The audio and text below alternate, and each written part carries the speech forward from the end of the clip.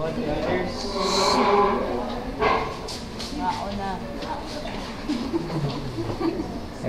Okay, so ligament ang po ito yung focus here. So from your lumbar region to your ilium, so siya. So you have your iliolumbar ligament. Iliolumbar ligament. Then gani siya from your sacrum towards your ilium, you have your sacroiliac ligament. Siya.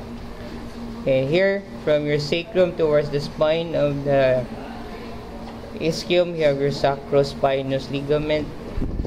And from the sacrum going towards the ischial tuberosis, so you have your sacrotuberous ligament. Then this one, you have your sacrococcygeal ligament. Then this one, the levels of obturator foramen, you have your obturator membrane. There. Ano?